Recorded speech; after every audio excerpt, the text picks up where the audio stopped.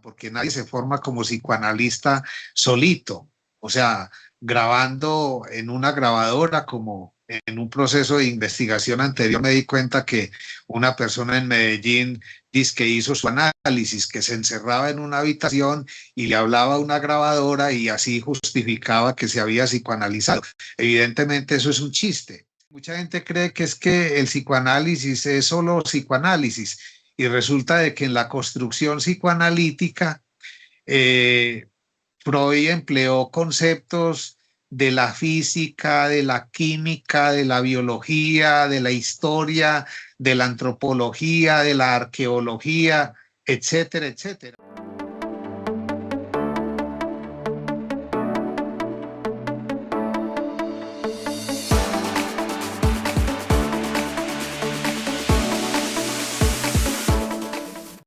Cordial saludo, mi nombre es Tatiana Llanos, monitora nacional de la Universidad Nacional de Sanción UNAD, y el día de hoy nos encontramos en este espacio, en este maravilloso espacio, para conocer un testimonio de un egresado destacado, quien ha realizado grandes aportes significativos al campo de la psicología, tiene una amplia trayectoria académica y clínica y pues para nosotros es fundamental conocer ese trasfondo social que posee esta persona.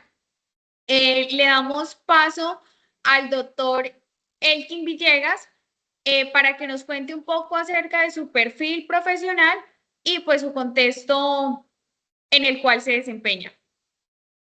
Muy bien, muchas gracias, Tatiana. A ver, ¿qué cuento así de manera sucinta, de manera muy general? Sí, mi nombre es Elkin Emilio Villegas Mesa, así me pueden encontrar en en las redes sociales. Soy licenciado en Historia y Filosofía de la Universidad de Antioquia. Luego de este pregrado, hice el pregrado en Psicología Social en la UNAD. Me gradué hace más de 20 años. Luego, por ese entonces, yo estaba haciendo una maestría en psicoanálisis que me generó una serie de inconvenientes con el departamento de psicoanálisis de esa universidad, porque me formulé una pregunta de investigación bastante crítica. Yo creo que ese espíritu crítico, ese efecto de mi paso también por la UNAD y por la escritura. Bueno, finalmente no me gradué allá. Luego me fui a hacer una maestría en filosofía en la UPB, en la Universidad Pontificia Bolivariana. También inicié, pero por motivos de investigación, una maestría en terapia familiar y de pareja en la Universidad de Antioquia, que no logró satisfacer mis expectativas. Solamente hice un semestre y ahí salió también una elaboración. Quiero destacar de que casi todos los pasos míos por las distintas universidades ha generado o un artículo o un libro o dos libros. Por ejemplo, mi paso por el Departamento de Psicoanálisis de la Universidad de Antioquia arrojó dos libros. Mi paso por la UPB, por la maestría en filosofía y posteriormente el doctorado en filosofía, también arrojó dos elaboraciones, una que está en proceso de publicación y otra que está en proceso, digamos, de elaboración todavía.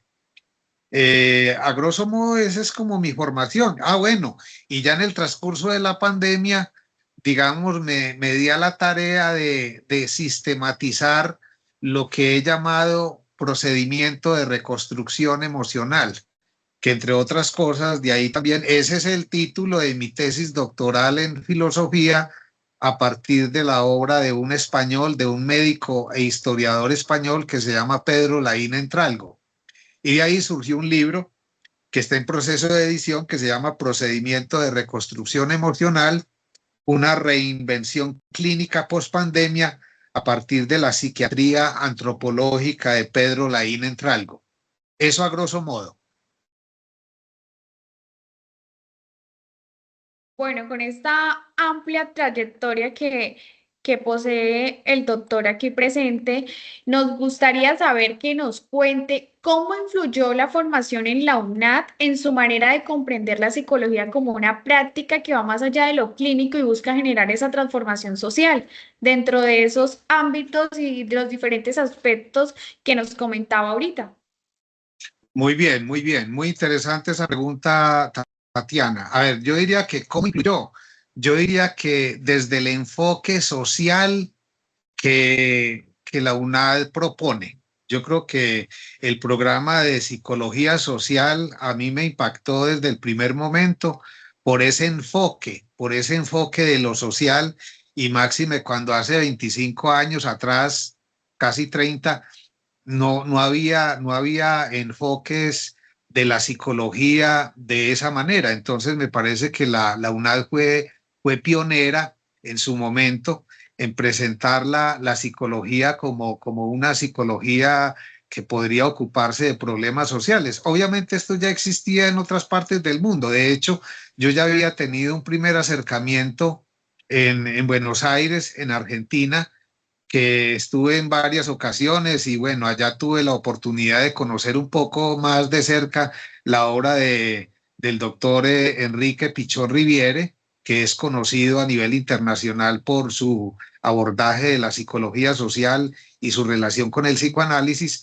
Y esto pues obviamente me afianzó aún más porque yo ya venía trabajando la obra de Freud desde hacía rato, desde 1990, desde finales del siglo pasado. Yo ya no soy un jovencito. Entonces, desde finales del siglo pasado, yo me interesé por la filosofía, por el psicoanálisis. Entonces ahí surgió, digamos, esa relación estrecha entre la psicología social y el psicoanálisis. De hecho, mi tesis en psicología social es un híbrido, es una mezcla inextricable entre psicología social y psicoanálisis. De hecho, le cuento una anécdota. Cuando yo me fui a graduar, tuve problemas porque no había un asesor para que, digamos, asesorara mi trabajo de investigación. Y me acuerdo que la directora del CREAD Medellín en ese entonces tuvo que ayudarme a conseguir un director de mi tesis por fuera de la universidad, que fue el doctor Gerardo Bolívar, y fue así como me pude graduar en la UNAD. Bueno, entonces estaba diciendo de esa relación entre psicología social y psicoanálisis, y pues creo que esa relación estuvo siempre animada por un concepto de Jacques Lacan, que es el concepto de banda de Moebius. Ese concepto de la topología lacaniana me permitió a mí ensamblar y pensar más en detalle las relaciones entre la psicología individual y la psicología social. De hecho, hay un texto de Freud que se llama Psicología de las masas y análisis del yo. Y es un texto en el que Freud desde el inicio mismo deja claro que toda psicología individual es al mismo tiempo una psicología social. Y obviamente, pues ya las elaboraciones teóricas, epistemológicas de la UNAD, los escritos a los cuales me vi abocado, porque una de las cosas más valiosas que yo encontré en la UNAD fue la posibilidad de escribir todo el tiempo. Entonces yo creo que la UNAD en muy buena medida me ayudó a desarrollar mucho más mi capacidad de escritura. Ya con mi tesis doctoral que se va a publicar, ya con esta tesis serían 7 libros míos que estarían publicados. Creo que con eso te respondo, Tatiana. Bueno, precisamente hablando de esa integridad que tiene usted en su formación, que es muy diversa, que se compone de historia, de filosofía, de la psicología, ¿cómo ha logrado articular todas esas disciplinas en su trabajo clínico y en la producción intelectual que ha tenido? Sí, sí, muy bien. Pues yo diría que como un proceso de identificación, yo creo que uno es, en último término, los autores o los pensadores que lo han marcado a uno. Y es claro, en mi caso, que hay una influencia muy grande de los filósofos clásicos, de los filósofos medievales, de los filósofos, digamos, del Renacimiento, de la Ilustración, del positivismo, de la filosofía que rodeó, digamos, la labor médica, psiquiátrica, clínica, terapéutica del doctor Sigmund Freud en Viena. Entonces, creo que todo mi trabajo está muy influido por la filosofía, porque pues se supone que es uno de mis pregrados básicos, por la historia, sobre todo por el psicoanálisis de Freud, porque es que Freud fue un pensador muy prolífico, fue un escritor muy prolífico. Freud, mucha gente cree que es que el psicoanálisis es solo psicoanálisis, y resulta de que en la construcción psicoanalítica eh, Freud empleó conceptos de la física, de la química, de la biología, de la historia, de la antropología, de la arqueología, etcétera, etcétera. O sea que la construcción psicoanalítica, lo que se conoce como discurso psicoanalítico, y aún la práctica psicoanalítica, es un saber que está, digamos, arraigado en la medicina, y en la medicina de la época de Freud, o sea, de finales del siglo XIX. Y me parece que eso es lo que le ha permitido a uno, digamos, como hacer ese ensamblaje entre estos saberes, la historia, la filosofía, la psicología, el psicoanálisis. Y últimamente, y hace más o menos 5 o 6 años, sobre todo la lectura de la obra de Pedro Laín Entralgo, un historiador de marca mayor, que fue incluso hasta director de la Real Academia de la Lengua en España, un escritor sumamente prolífico, casi todos los libros, y invito a quienes nos vean por este canal que de pronto ensayen leer alguna obra del doctor Pedro Laín Entralgo para que vean a un escritor en toda su máxima potencia. Es un escritor que casi todos los libros son de 200, 300 páginas cada uno. Yo me he leído libros de Pedro Laín Entralgo que tienen 600, 700 páginas, por ejemplo, para la elaboración de mi tesis doctoral en filosofía. Me leí casi prácticamente toda la obra. Entonces, creo que sí, ha sido a partir de las identificaciones que yo he establecido con los autores y pensadores de mi preferencia. Y últimamente estoy leyendo mucho también a un psicoanalista y filósofo, el yerno de Lacan, Jacques Alain Miller. Bueno, precisamente con todos estos íconos, escritores que nos enseña, me suena muy fascinante y me gusta cómo logra unir esa reflexión, no solo filosófica, sino también la práctica terapéutica. Y eso me genera mucha curiosidad y me lleva a indagar y a querer escuchar su testimonio de cómo fue su método del procedimiento de reconstrucción emocional pre. ¿Cómo surgió este procedimiento y de qué manera ha contribuido al bienestar emocional de sus pacientes y de la comunidad? Sí, sí, mire, muy interesante esa pregunta, Tatiana. Yo diría que el pre es es un hijito de mis lecturas por muchísimos años de Freud, del psicoanálisis freudiano, del psicoanálisis kleiniano, del psicoanálisis lacaniano, porque yo me he movido en estos ámbitos. Y el pre, yo diría de manera precisa que no habría sido concebido por mí, sobre todo en el contexto, en el transcurso de la pandemia, si yo no hubiera pasado, digamos, por una experiencia propia, personal, de análisis con dos psicoanalistas en el pasado.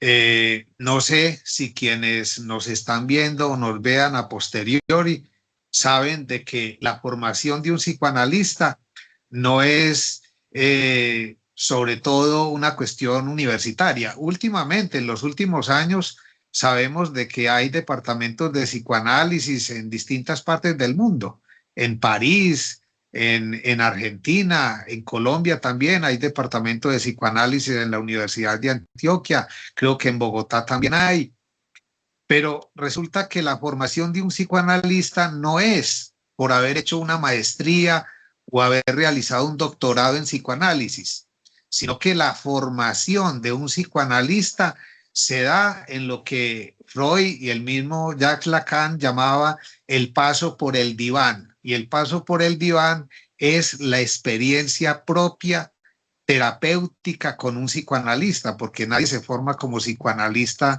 solito. O sea, grabando en una grabadora como en un proceso de investigación anterior me di cuenta que una persona en Medellín dice que hizo su análisis, que se encerraba en una habitación y le hablaba a una grabadora y así justificaba que se había psicoanalizado.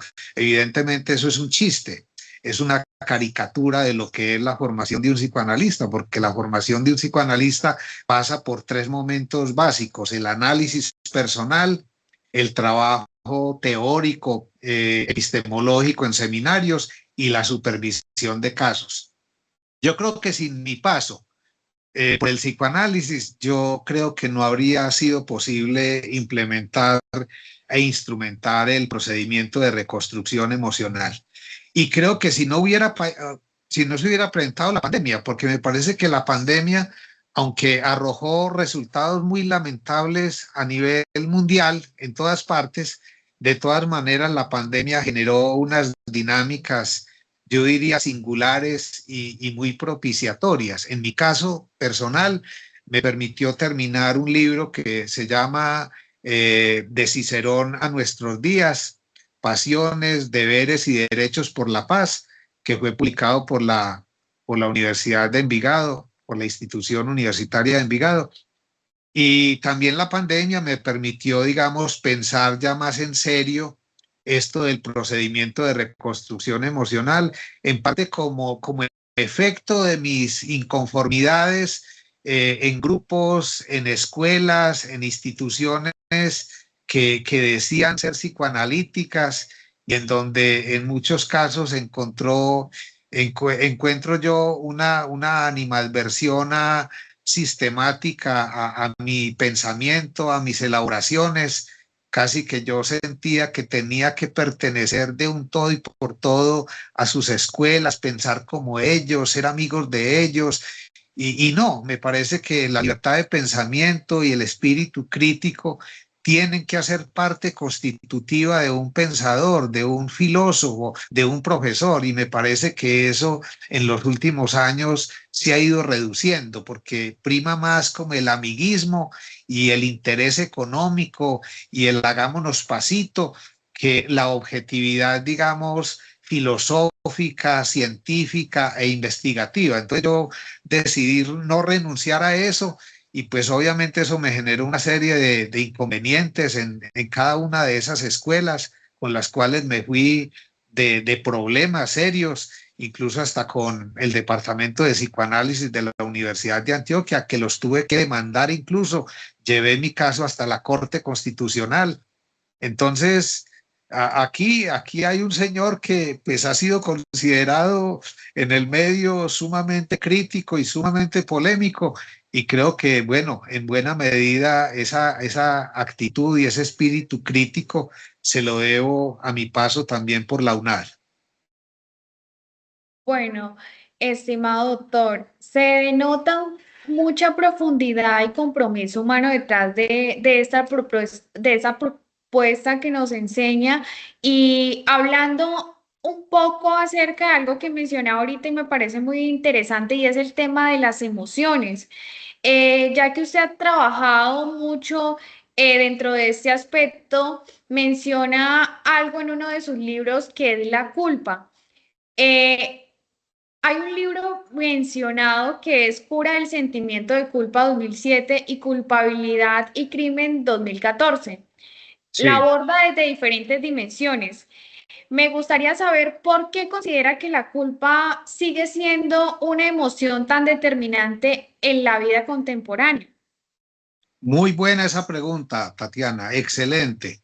Y yo le respondería de la siguiente manera, mire, yo diría que nosotros contemporáneos tenemos la creencia, tenemos la ilusión de que ya no nos sentimos culpables por nada. Y creo que esa es una distorsión del pensamiento, porque, a ver, así los tiempos actuales estén impregnados de ciencia y de distintas ideologías, de distintos pensamientos.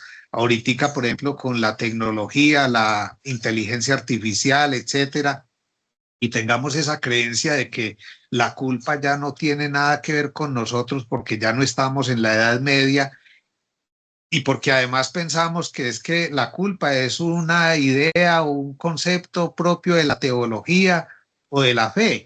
Y no, le cuento que en la obra de Freud la idea, el concepto de sentimiento de culpa está regado por todas partes. Incluso el mismo Freud llegó a considerar en una obra suya de 1930 que se llama El malestar en la cultura, que él consideraba que el problema de la culpa era el problema más importante de la evolución cultural. Entonces, el maestro Freud, el padre del psicoanálisis, no despreció la culpa, como de pronto otros psicoanalistas sí lo hacen, que se las dan de muy científicos y creen que es que si hablan de la culpa los van a asociar con un sacerdote o con la teología. Yo sé que en algunos ámbitos a mí me han confundido como con un sacerdote, pero mi trabajo en relación con la culpa es sobre todo en las neurosis obsesivas. En las neurosis obsesivas, todo el que haya hecho un trabajo clínico sabe que uno de los elementos que más mortifican al sujeto es el sentimiento de culpa. Entonces, en las neurosis obsesivas, de lo que se trata es de ayudarle al sujeto a superar, digamos, esos excesivos sentimientos de culpa que muchas veces son imaginarios, porque es que hay tres culpas. Yo en mi trabajo de investigación de más de 25 años con la culpa, me he dado cuenta de que la culpa tiene tres dimensiones: una dimensión real, una dimensión simbólica y una dimensión imaginaria.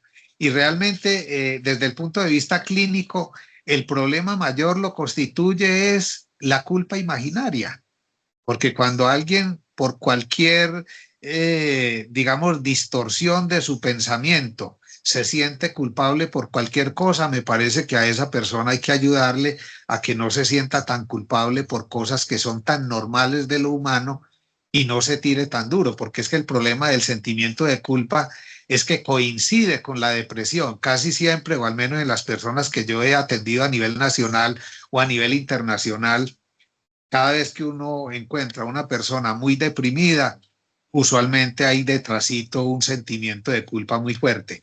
Entonces, por eso yo le doy tanta importancia a la noción de sentimiento de culpa. Y además, porque resulta que la culpabilidad es un elemento fundamental, no solamente en el psicoanálisis, sino también en la teología y en la filosofía y en el derecho. Es más, la noción de delito, usted que está estudiando derecho, seguramente ya se ha dado cuenta de que un acto ilícito o una acción es punible cuando tiene varios elementos, y uno de esos elementos para determinar, digamos, la responsabilidad de un sujeto en un acto criminoso es la culpabilidad. Entonces, mire que en el discurso corriente, en el discurso de la vida cotidiana, de las familias, del discurso jurídico, de la teología, de la filosofía, la noción de culpa es sumamente importante. Aquí acabo de recordar un texto maravilloso de Paul Ricoeur que se llama Finitud y culpabilidad. Y Paul Ricoeur es un filósofo, digamos, contemporáneo que se ocupa en extenso de la culpabilidad y no piensa que la culpabilidad sea, digamos, un exabrupto, un concepto ya caído en desuso, como podrían algunas personas creer que pasa con la culpabilidad si uno habla de culpabilidad. No, es un concepto muy importante y además es un concepto que permite la enmienda, la rectificación, la reparación. Si en la vida social un sujeto en su relación de pareja, en su relación familiar, en su relación laboral, en su relación académica, en cualquier tipo de relación con un otro. Si ese sujeto es una especie de cínico que no siente nunca culpa por nada, como es el sujeto cínico o canalla, o peor aún el sujeto psicópata, porque el psicópata lo más grave es que no se siente culpable por nada. Entonces parece ser que el mundo, y no es sino, por ejemplo, pensar en las guerras que en este momento se dan en distintas partes del mundo, para uno darse cuenta de que hay líderes que, si bien uno no puede decir de manera precisa que son psicópatas, uno sí queda como con la sensación clínica de que de pronto por ahí van, de que hay rasgos psicopáticos que los llevan a tomar decisiones en relación con una población y acabarla, como por ejemplo con la Franja de Gaza y el gobierno de Israel, y simplemente pues la cosa se maneja de manera política, de manera internacional, de manera económica, y no aparece, digamos, como el asunto del remordimiento, de la culpa, digamos, de la enmienda, de la reparación y de la rectificación. Es que el día que el ser humano no se sienta culpable por nada, yo creo que ahí sí estaríamos expuestos a una actitud cínica, canalla y psicopática, en donde da lo mismo estripar una cucaracha a estripar a un ser humano. Perfecto, estimado doctor. Desde luego tenemos que esta reflexión crítica nos demuestra que vivimos en una época en donde la culpa y la exigencia personal realmente están muy presentes. Sin embargo, pues esto me lleva a otro punto muy importante, el cual usted también nombra en una de sus obras, y es la depresión.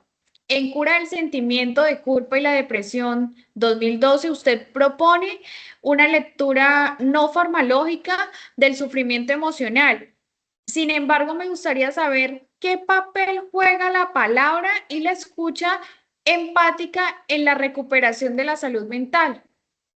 Sí, sí, en ese texto que me lo publicó la editorial San Pablo, eh, yo hago una reflexión no farmacológica, o sea, porque es que el sentimiento de culpa y la depresión usualmente se piensan como dolor de existir, como malestar interno del sujeto que no le permite al sujeto, como decían los griegos y los romanos, experimentar tranquilidad del alma. O sea, yo creo que cualquiera que haya conversado con una persona que se sienta excesivamente culpable y excesivamente depresiva, lo que menos experimenta esa persona es esa noción griega y romana de tranquilidad, la tranquilidad del alma de la que hablaba el romano Séneca. No, para experimentar tranquilidad en el alma hay que estar, digamos, tranquilo internamente, que uno no sienta una presión excesiva, digamos, de la conciencia moral o de, como decía Freud, del superyo. Si uno tiene un superyo muy punitivo, muy exigente, como es el superyo o la conciencia moral del obsesivo o del melancólico, pues obviamente esa persona no va a experimentar ninguna tranquilidad del alma. Entonces, claro, el énfasis que yo le pongo en mi trabajo clínico a estos problemas del alma, de la psique, del ánima, es un énfasis en la palabra, en la verbalización, en la comunicación, ¿sí? Esto pues obviamente va en contravía del mundo psiquiátrico y de la industria farmacéutica internacional, que no está interesada sino en producir medicamentos y medicamentos en todas partes del mundo, porque es que hay que decirlo, o sea, la industria farmacéutica es una gran empresa, es una gran organización, y como gran empresa, pues tiene como propósito vender sus productos, pero no caen en la cuenta de que muchas veces esos productos no caen bien, no caen bien en la población mundial, porque es que resulta que hay muchos problemas anímicos, emocionales, psíquicos, que no se corrigen o que no se rectifican con medicamentos. Yo he probado en muchas ocasiones, es que yo creo que de ahí, de esa oposición mía a la medicación psiquiátrica, es que ha surgido también el procedimiento de reconstrucción emocional, porque es que un medicamento no permite, no facilita la reconstrucción emocional. Lo que yo he observado es que las más de las veces el medicamento lo que hace es taponar, impedir la elaboración, la tramitación. Y resulta de que para poder tramitar afecciones del alma como la culpa, como la tristeza, como la angustia, como la depresión, etcétera, etcétera, es necesario, al menos en mi caso, es necesario llevar a cabo un procedimiento de reconstrucción emocional, en donde el terapeuta realmente escuche, en donde realmente tenga tiempo para escuchar. Y cuando yo digo tenga tiempo para escuchar, ahí también estoy ejercitando una crítica fuerte que me topé en algunos ámbitos lacanianos en el pasado, donde observé que algunos psicoanalistas, no todos, de corte lacaniano, tenían por costumbre escuchar a los pacientes 5 o 10 minutos.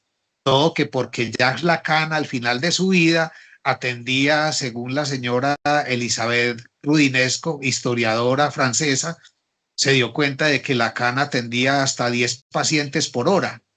Entonces yo hice la cuenta, una cuenta simple. Si un psicoanalista o un psicoterapeuta atiende 10 pacientes por hora, pues quiere decir que atiende 5 o 6 minutos. Y 5 o 6 minutos no es un tiempo que sea adecuado para poder trabajar problemas del alma que son significativos. Mejor dicho, es que una atención de 5 minutos o 6 minutos, ni siquiera el sistema perverso colombiano del sistema de salud. Entonces, quienes practican, digamos, el psicoanálisis de esa manera, lo respeto, tendrán sus razones, pero a mi manera de ver, no hay razón para no atender realmente a una persona que está angustiada y que necesita hablar. Es que incluso ahí hay una contradicción. Cuando se dice que el psicoanálisis es una curación por la palabra, pues se sobreentiende de que para que se dé la curación por la palabra, debe haber tiempo, y si no hay tiempo para atender a la persona, entonces no hay ninguna curación por la palabra. Perfecto, estimado doctor. Es muy valioso su testimonio y haciendo un poco énfasis a la universidad, sabemos que la UNAD desarrolla todo ese pensamiento crítico en espacios de contexto social, en espacio con las comunidades, enriquece pues el pensamiento, el conocimiento colaborativo, significativo, transformador. Y desde allí partimos haciendo énfasis a algo que usted nos nombraba hace unos minutos, el pensar, el dialogar para construir. Y en una de sus obras, Avatares Políticos y Transferenciales 2007, de Cicerón a nuestros días 2020, usted reflexiona sobre la ética, el discurso y la cultura. Partiendo desde ese punto, desde esa mirada crítica, ¿cómo valora el papel de la UNAD en la formación profesional, dentro de la capacidad de pensar en uno como persona y aportar esa transformación ética y social hacia un país? Sí, mire, a ver, en realidad son dos libros. Uno del 2007 que se llama Avatares Políticos y Transferenciales, en donde yo cuento todo lo que fue mi paso por la Universidad de Antioquia y los avatares que tuve, por ejemplo, en ese departamento de psicoanálisis. Y el otro libro es del 2020 que se llama De Cicerón a nuestros días, pasiones, deberes y derechos por la paz. Yo creo que los dos textos sí tienen una relación muy estrecha con mi paso por la UNAD, porque yo aprendí en la UNAD que si bien es cierto, digamos, citar autores, pensadores, porque es que no es serio. Yo creo que todo el que haya hecho procesos de investigación sabe de qué se trata un estado del arte o un estado de la cuestión. Y para uno poder hacer una investigación seria, primero se tiene que ocupar de indagar qué han dicho otros en relación con mi problema de investigación. Eso hace parte, digamos, de la pulcritud, digamos, de la decencia, de la limpieza investigativa. Pero también se supone que a partir del momento en que se haga un estado del arte, yo como investigador pueda decir algo distinto, pueda decir algo nuevo, ¿sí? Y no simplemente repetir. Y me parece que eso nuevo la UNAD sí lo incentiva, porque cada vez que la UNAD propone de que hay que conversar con las comunidades, de que hay que hacer entrevistas en profundidad, etcétera, etcétera, es para que también las teorías del investigador se vean permeadas por eso del orden de lo real que se encuentra en una comunidad, porque es que uno no puede llegar a una comunidad a recitarles un texto como si fuera un texto bíblico y a someter a esa comunidad a que piense tal cual como piensa Falsborda o como piensa, no sé, Nietzsche o como piensa cualquier pensador. No, hay que respetar a las comunidades y hay que escucharlas. ¿Sí? Y cuando uno respeta y escucha a las comunidades, uno se da cuenta de que ahí hay problemas que no se pasan muchas veces por los procesos de investigación, que se silencian, y creo que eso fue lo que yo hice. Es que yo creo que si yo no hubiera pasado por mi formación en la UNAD, yo no habría sido tampoco tan problemático allá en la Universidad de Antioquia.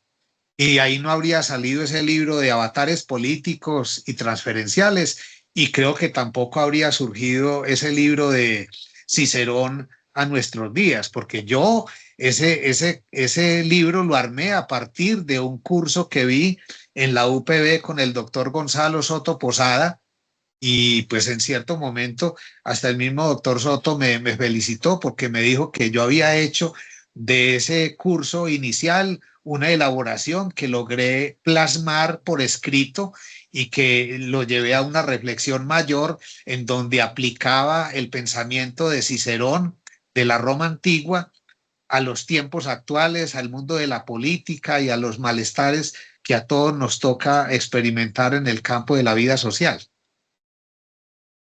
Estimado doctor, qué orgullo escuchar este testimonio. Hablando un poco acerca de compromiso, por último me gustaría tocar un punto que me parece fundamental y tiene mucho que ver con los tiempos actuales, y es el malestar en las empresas, un síntoma del sujeto contemporáneo. De hecho, pues usted abarca un libro respecto a esto, y me gusta un poco acerca de esos retos emocionales en el ámbito laboral. Frente a ello, pues se refleja la siguiente pregunta: ¿cómo cree que la formación humanista de la UNAD puede preparar a los psicólogos para enfrentar esos nuevos desafíos que viven en la sociedad contemporánea? Ya, ya.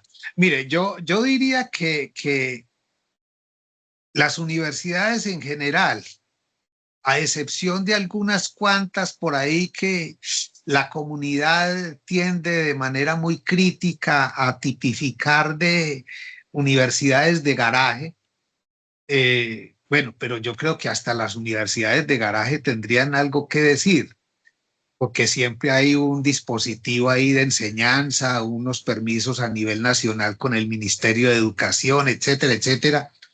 Yo diría que el problema no es ese. Yo diría que la UNAD y cualquier universidad tendrían muchas cosas para proponer. En mi caso concreto, yo he observado que la UNAD sí tiene una propuesta, una parrilla, digamos, de programas, de propuestas muy interesantes y una metodología que a mi manera de ver es muy singular, es muy importante porque promueve la autonomía, el pensamiento crítico, el compromiso social, la lectura.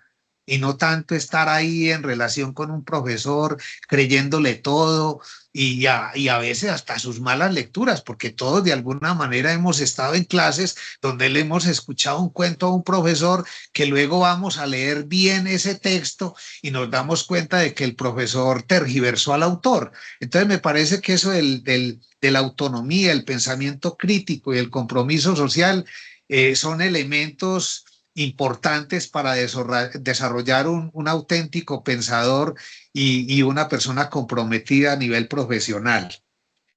Yo diría que esto es sobre todo un trabajo del uno por uno. Yo desde esta perspectiva invitaría a los estudiantes de la UNAD a que no se quejen tanto muchas veces de la universidad o de las universidades. El mundo en realidad está en crisis en todas partes. Lo más importante es ponerse a trabajar, porque cuando uno se dedica, el día de mañana, cuando cada uno tenga el título, no va a poder ir a una empresa, a una organización. No, es que si yo no sé tal cosita es porque la universidad no me lo enseñó. Es que el profesor X no me dijo eso. No, yo creo que en esto uno se tiene que empoderar. Yo, por ejemplo, yo no me quejo. Es más, yo creo que lo que aprendí en la UNAD fue suficiente y fue como una plataforma de lanzamiento para que yo me comenzara a abrir en el campo de la filosofía, de la historia, de la psicología cognitiva, de la psicología humanística, del psicoanálisis, etcétera, etcétera.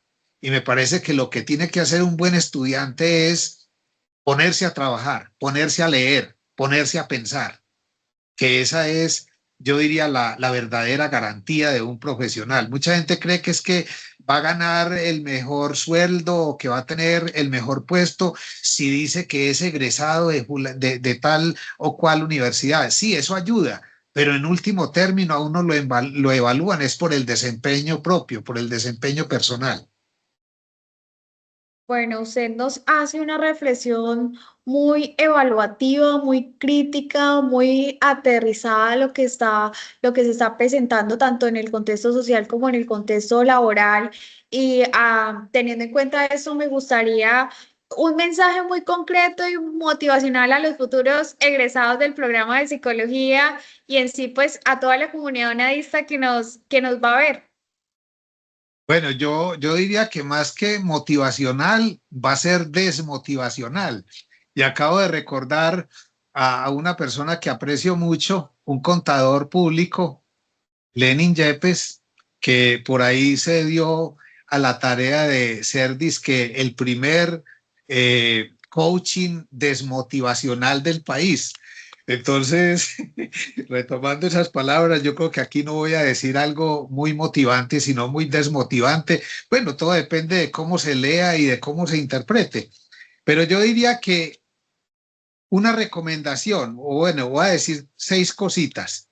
Una, una recomendación, no estudiar por tener simplemente un título, no estudiar con la idea de que el título me va a defender a mí, no, más bien al revés, hay que estudiar mucho y permanentemente con la idea de que uno pueda defender siempre el título, ¿sí? Yo vivo estudiando todos los días. No crea que porque ya terminé el doctorado en filosofía en la UPB, yo voy a colgar los guayos en términos de actitud pensante, crítica. No, yo creo que de ahora en adelante es que creo que me voy a soltar más porque ya no tengo, digamos, esas cargas académicas que a veces tienden a ser tan pesadas y uno no puede leer lo que realmente quiere o le interesa. Yo creo que de aquí para adelante me voy a desfogar a pensar y a escribir cosas que realmente tengo en remojo, porque tengo por ahí unos 5 o 6 libros en remojo. Entonces yo invitaría a eso, a que no se estudie para obtener simplemente un título para descrestar a los demás. No, es mejor ponerse en una actitud humilde y sencilla a leer y a estudiar todos los días, que eso irá dando sus frutos. Lo otro es no renunciar a la libertad de pensamiento, no renunciar tampoco a la autonomía. 3, no renunciar al pensamiento crítico. Y quinto, no renunciar al compromiso social. Y un sexto punto que me parece bien importante y es, por ejemplo, a la UNAD, yo le haría la sugerencia que cada vez más se preocupe por contratar buenos docentes. Tener buenos docentes, no, a ver, ¿qué es un buen docente? Un buen docente no es alguien que siempre está saludando y es muy querido y es muy amable. Es muy importante que los docentes sean buenas personas y sean amables, pero más que eso es importante que los docentes sepan, que sean unos trabajadores decididos, que den ejemplo, que den ejemplo cuando se paren ante un grupo de estudiantes y puedan decir, miren, amen la investigación, pero ¿por qué él ama la investigación? Porque es que es muy triste cuando un docente incita a otros dizque a que investiguen cuando todo el mundo sabe que no tiene ni siquiera un artículo publicado, ni tiene ningún libro publicado y está incitando a otros dizque a que investiguen. Le pasa como al padre de familia que llega cada 8 días o varias veces en la semana borrachito a la casa y los fines de semana o cada vez que tiene la ocasión coge a cantaleta a los hijos y les dice que no tomen licor. Nadie le hace caso, o sea, es que en esto el ejemplo arrastra multitudes, ¿sí? Y cuando hay un docente apasionado por el saber, por la lectura, por la conversación, por la escritura, ese docente no tiene ni siquiera que decirle a otros que investiguen o que sean unos apasionados por la investigación y la epistemología. No, los mismos estudiantes al ver a ese docente conversar dicen, no, qué maravilla, yo quiero ser como esta persona, yo voy a emular a esta persona.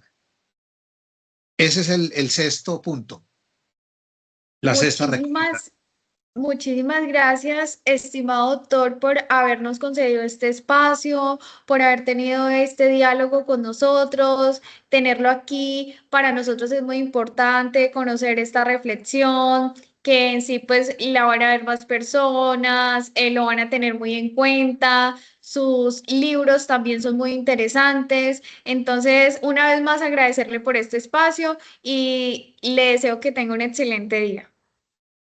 Muy bien, muchas gracias. Buen día.